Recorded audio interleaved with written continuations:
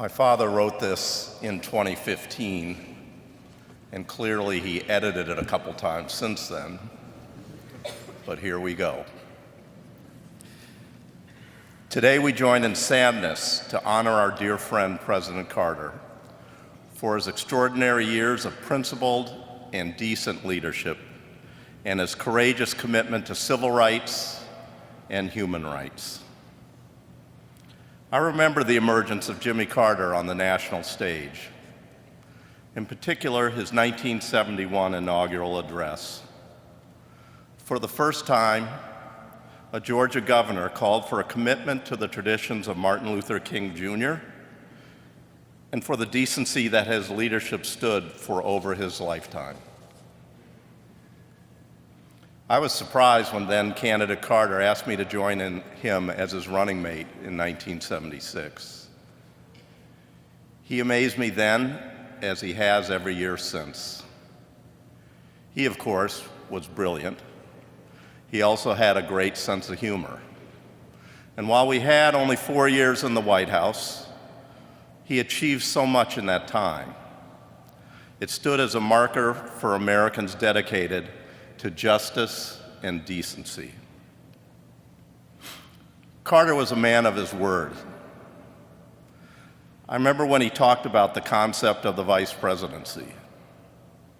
I told him I'd like to do it and had only 2 requests. I wanted to make a real contribution, and I didn't want to be embarrassed, as many of my predecessors have. He agreed, welcomed my full participation, and directed his staff to treat me as they would him. He was very careful to protect me from the frustration and too often humiliation that had cursed the lives of many vice presidents. I want to thank the president for the good choices he made with his key personnel. We don't have time to mention many of them, but Stu Eisenstadt comes as close as possible to rivaling President Carter's formidable work ethic. Hamilton Jordan and Jody Powell were blessings every day, to me, to the president, and to the nation. One of the things that dawned on me during the course of our time together is how well we worked together and how we understood each other. I think one of the realities was that Carter was a devout Christian who grew up in a small town and was active in his faith for almost every moment of his life. I was also a small town kid who grew up in a Methodist church where my dad was a preacher, and our faith was core to me, as Carter's faith was core to him. That common commitment to our faith created a bond between us that allowed us to understand each other and find ways to work together.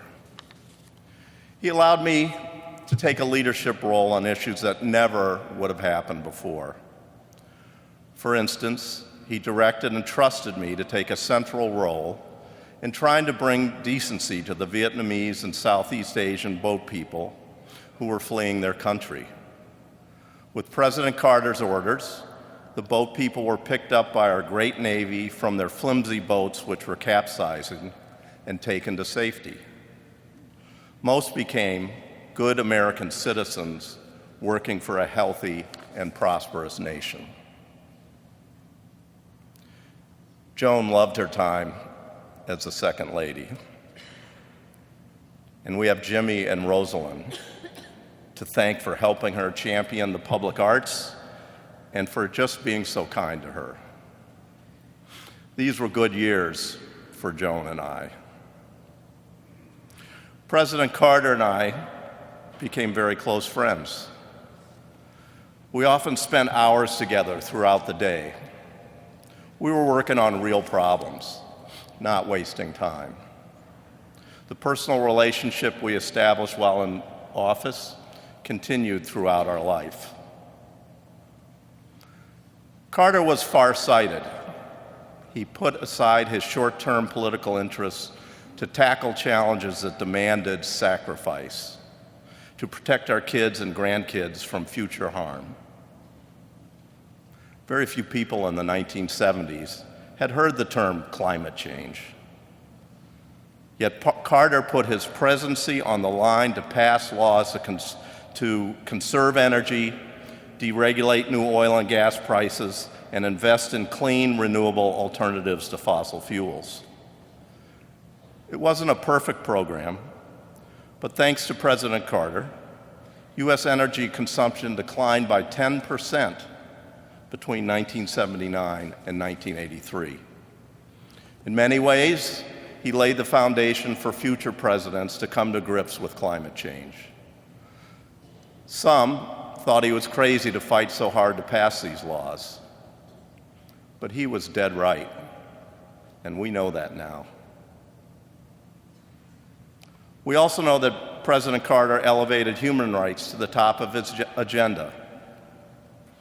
Sometimes we forget how seriously he pushed to advance the rights of women. He proposed and signed the law extending the period for states to approve the Equal Rights Amendment. He appointed women to head the departments of Commerce, Education, HUD, and what is now HEW. Women on his White House staff played crucial roles in developing his highest priority energy and environmental proposals.